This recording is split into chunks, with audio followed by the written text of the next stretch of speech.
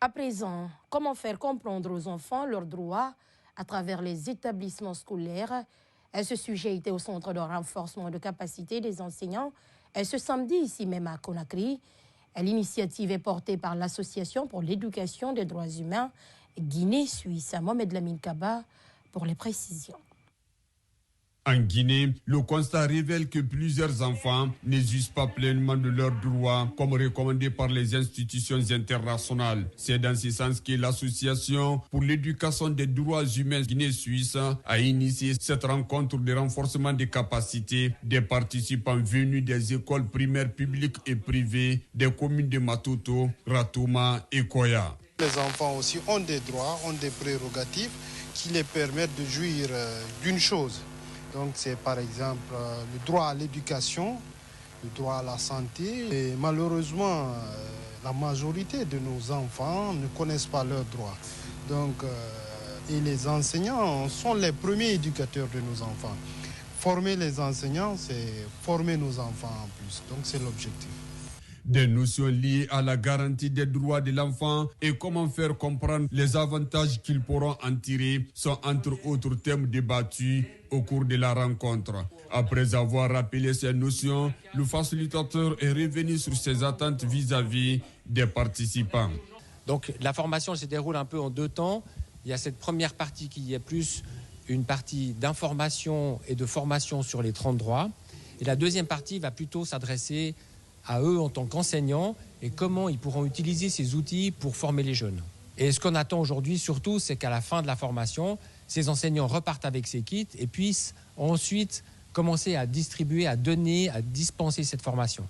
Des recommandations que les bénéficiaires comptent mettre en œuvre au sortir de cette formation. La vidéo que j'ai vue, je connais aujourd'hui réellement l'histoire des droits de l'homme.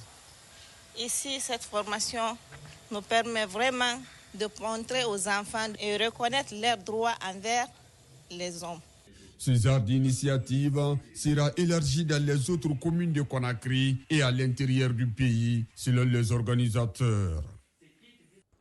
Comment comprendre les droits de l'homme? L'initiative a réuni des instituteurs dans le but de renforcer leurs connaissances et compétences pour enseigner efficacement les droits et devoirs humains en milieu scolaire. L'objectif de cette formation était de sensibiliser les éducateurs à l'importance des droits de l'homme dans le contexte éducatif, tout en les outillant pour transmettre ces notions de manière accessible et adaptée à leurs élèves. Compte rendu, Mohamed Moustapha Touré et Ibrahim Assori Sengsouma. Pour l'AEG, la formation des formateurs est le moyen privilégié d'atteindre cet objectif. Les enseignants, au cœur de cette transmission de connaissances, sont eux-mêmes formés de manière à intégrer efficacement les droits de l'homme dans leur enseignement quotidien. Puisque quand on parle de droits de l'homme, les droits de l'homme, d'abord par définition, ce sont des prérogatives qui sont reconnues à l'individu.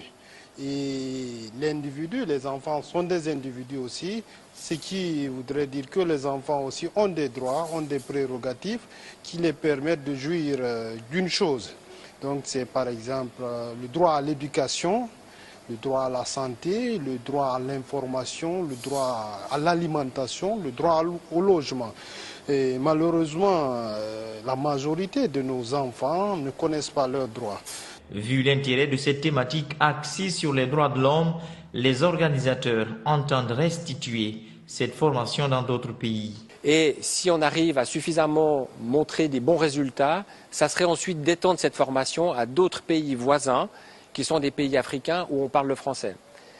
Et ça serait vraiment quelque chose de formidable de pouvoir étendre ceci, alors bien sûr à Conakry, faire le plus large possible, mais aussi de faire en sorte que ce concept de droits de l'homme soit communiqué au-delà de ses frontières aussi. Au nom de 3 participants par établissement d'enseignement élémentaire, les récipiendaires trouvent le besoin dans ce programme. Et particulièrement avant-hier, j'ai donné le cours sur les droits des enfants dans ma classe avec le Kwame Nkrumah. Donc venir ici encore aujourd'hui, ça augmente beaucoup de choses chez moi. Aujourd'hui encore, je vais apprendre. Et la vidéo que j'ai vue, je connais aujourd'hui réellement l'histoire des droits de l'homme. comment les droits de l'homme sont venus et comment les gens sont en train de se battre pour que les hommes puissent vivre en paix. Cette initiative éducative contribue non seulement à sensibiliser les jeunes générations, mais aussi à nourrir un dialogue continu sur l'importance de protéger et de respecter ces droits fondamentaux.